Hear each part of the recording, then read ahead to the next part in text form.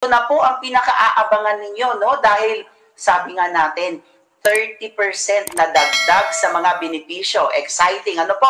So ngayon, pag-uusapan po natin para malaman natin ano ba itong 30%. Bago tayo magpatuloy, huwag kalimutang mag-subscribe sa aking channel.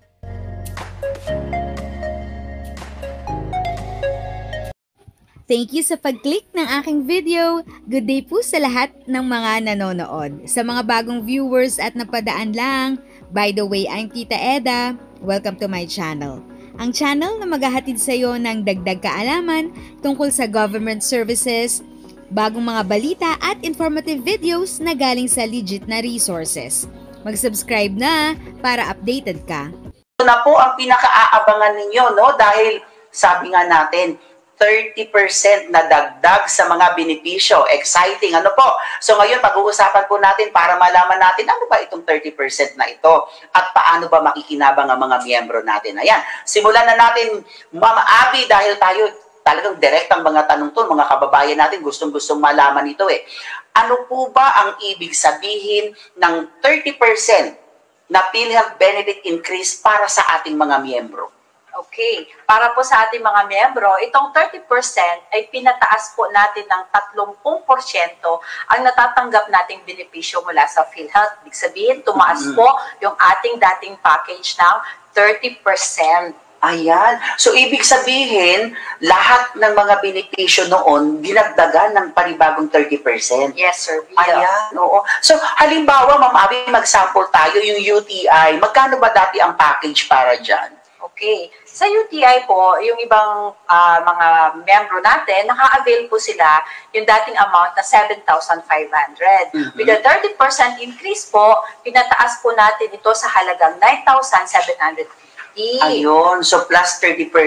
Yes. Kasi nga, tumataas ang presyo ngayon eh, Ma'am Abby, ano? Na mga kasama na dyan yung mga supplies or yung mga presyo sa ospital. Kaya talagang dinagdagan ng 30%. Yes, sir. Okay, so talaga mararamdaman ng mga miyembro natin dahil kung dati 7,000 pa, halimbawa mag-sample tayo Ma'am Abby, halimbawa ang bill ko 10,000, so kasama na yung doktor doon. Dati 7,500, so may balance ako na 2,500, so babayaran ko yon. Yes. So ngayon dahil 9,750 na dahil plus 30%, so yung natitira na lang sa 10,000, yun ang cash out ko. Yes. Oh. Ayun, so ganun siya. May iba pa tayong sample, Ma'am Abby, para mas maintindihan ng kababayan natin. Halimbawa, yung acute gastroenteritis, magkano ba dati yan?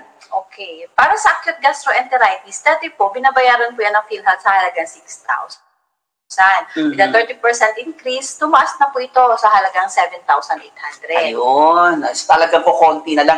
Talagang mga epekto niyan, Ma'am Abby, sana kukunti na lang yung babayaran ng mga miyembro natin base dun sa billing nila. Kasi nga tinaasan ng 30% yung ating mga pakete. May isang example ka pa, Ma'am Abby, para mas yung mga common lang na mga kaso ng mga kababayan natin na ina-avail na dinagdagan ng 30%. Okay. Kasama na rin po, palagi nating naririnig na na-confine yung ating mga membros dahil sa essential hypertension.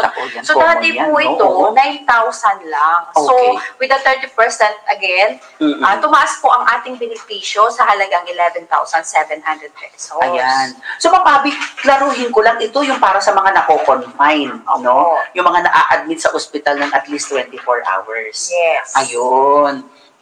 Okay. Para sa mga procedure, Ma'am Abby, may mga example ka ba? Ito kasi mga medical tong mga nabanggit mo eh.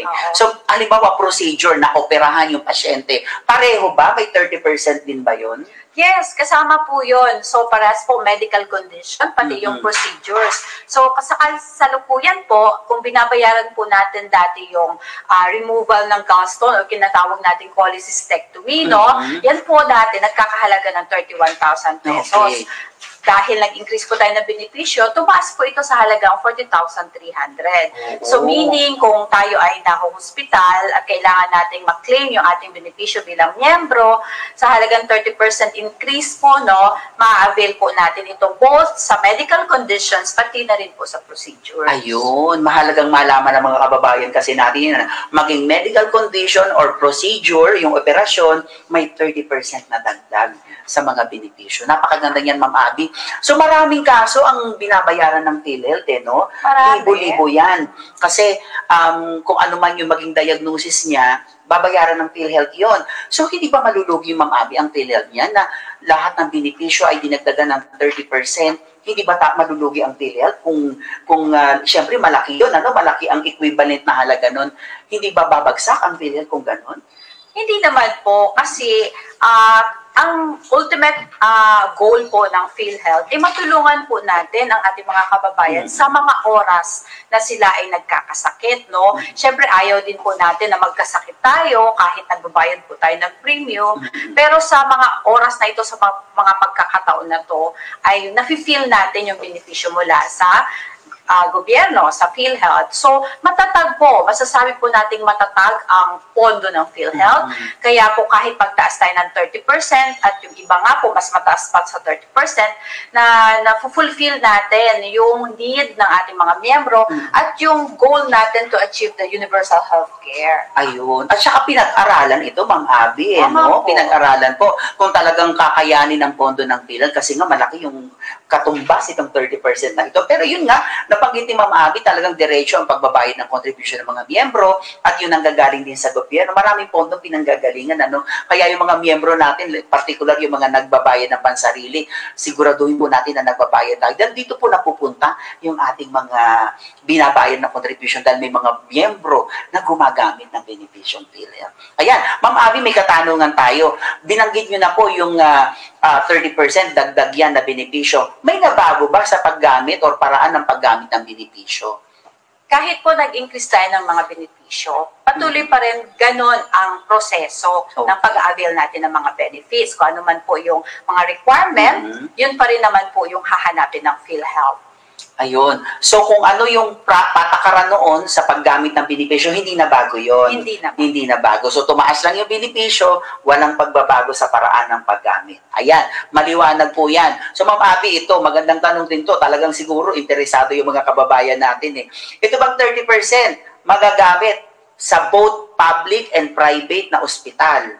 Yes, Sir Bill. Ito po mga benepisyo na to, ma-avail po ng ating mga miyembro at kanilang mga dependents sa accredited PhilHealth facility. Siguraduhin nyo lang po na yung pupuntahan nyo pong health facility ay may nakalagay na PhilHealth accredited. Sa ganito po ay ma-assure tayo na makaka-avail tayo ng PhilHealth benefits. Oo. Mahalaga yan, Ma'am Abby, matandaan ng mga kababayan natin kasi kailangan accredited yung facility na pupuntahan. Kasi kung hindi, syempre hindi niya magagamit yung benepisyo niya. So kaya mas mahalaga ngayon, ako naging practice ko na yan na kapag may nadadaanan akong facility, tinitignan ko kung may signage ng PhilHealth doon. Kasi kapag may signage, ang ibig sabihin nun, PhilHealth accredited ito. So ito ay isa sa mga pwede kong puntahan kung sakaling gagamit ako ng benepisyo. Correct. Ayun. At isa pa, Sir Bill, kasi di ba yung mga miyembro natin ngayon, medyo mga techie na rin. So, kung hindi nyo po nakikita yung signage sa isang facility, you visit the PhilHealth website. Nandun po nakalista lahat ng PhilHealth accredited sa buong bansa. Ayun, maganda. Tsaka, Ma'am Abby, maganda siguro, halimbawa, nandun ka sa isang community, alamin mo lang kung ano yung mga accredited doon sa area mo. Siyempre, kung magkaroon man ng emergency, siyempre, pagkakasakit, Ma'am Abby, hindi naman napupurse yan, hindi ba? So, para more or less, alam ko kung saan ako pupunta, yung medyo malapit sa aking residence, no? So, magandang magandang ituro or iano sa sarili yun, aralin yung ganun. Ito pa, Ma'am Abby, magandang question din ito. Paano daw, kung mas mababa naman yung nagastos ko sa ospital, kumpara doon sa ibibigay na benepisyo ng PhilHealth, ano ang mangyayari doon sa natitira? Halimbawa po, ang sample niyo po kanina ay yung acute gastroenteritis. Ang sabi niyo po, dati yan ay 6,000, ngayon ay 7,800 na. Halimbawa, kung ang naging bill ko ay 7,000 lang, pero ang benefit ng PhilHealth ay 7,800, paano mangyayari dun sa natitira?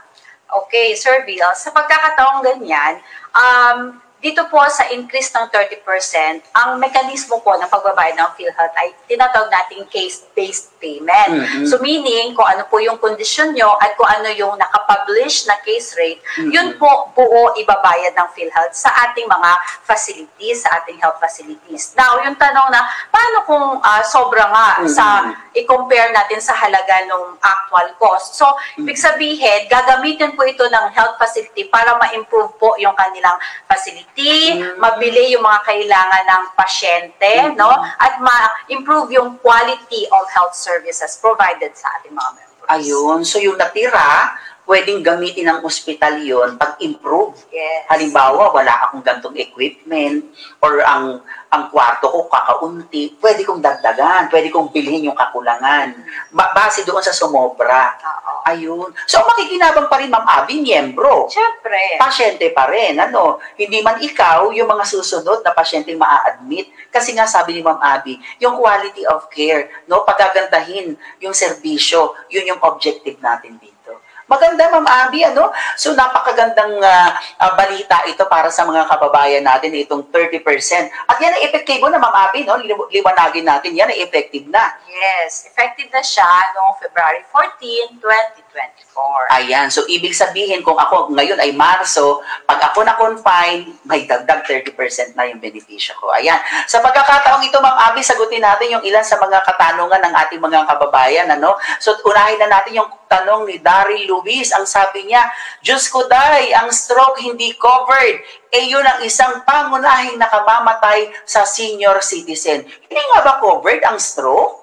Surveil, covered po natin stroke. Actually po, noong 2023, bago po tumaas po yung ating benefits sa acute stroke, parehas po hemorrhagic and ischemic. So nagkakahalaga po ito ng 76,000 at yung ischemic po 80,000. So yung increase po nito, mahigit pa sa 30% kasi yung hemorrhagic stroke, tumaas po siya ng as much as 110% at yung ischemic 170%. Ayan. So, Ma'am Abby, may mga kaso na hindi covered ng 30% kasi nauna lang i-rationalize or pag pinagbuti na. Ayan. At isa nga po dito, mga kababayan, yung stroke. So, hindi na siya na-cover ng 30% dahil higit pa sa 30% ang itinaas ito dahil nga isa to sa mga talagang common common burdensome disease ito no, Ma'am Abby? Sabi nga ni Sir Luis, isa sa pangunahing nakamamatay sa mga senior citizen. Maganda, no? So, tandaan po natin yan. Yung mga kaso na una ng pinataas ng PhilHealth ay hindi nasakop ng 30%. So, panibagong katanungan po, no? Ang sabi ni, parehong tanong ito ni Meryl, Abby, Bernardo at Poy of Loda. Ang sabi nila, magkano na po ba ang contribution per month or per quarter for 2024 as a voluntary member? So, magkano, Ma'am Abby, na ang contribution natin ngayon? Okay. Sa simula po ng January 2024, no, para sa ating mga voluntary members, magbabayad po tayo ng premium contribution sa halagang 500 pesos. Yan ay yung 5% na, no, Ma'am Abby. At yan nga sinasabi kasi ng batas yan, no? Nakadikta yan sa Universal Healthcare Law, Ma'am Abby, no? At yan ay huling increase na, no? Huling adjustment na according sa batas. Yung 5% ay yan na yung pinakamataas na premium rate na pwedeng ipatupad ng PhilHealth, no? At yan nga po, ang pinakamababa ay kung 10,000 yung ating floor times 5%, that's 500 per month. So yun po, no? Sana malinaw po nating nakuha yun. If sa tingin mo, natulungan ka ng video ko na ito, nakasave ka sa oras mo, you can click yung thanks button at any amount ay malaking help sa pag-grow ng channel ko. Yan lang po muna ang aking update. Sana ay nakatulong na dagdag kaalaman ang aking shinare today. Ang goal ng aking channel ay mag-create ng awareness. Kung ganitong mga topic ang gusto mo, panoorin mo ang mga videos ko na ito.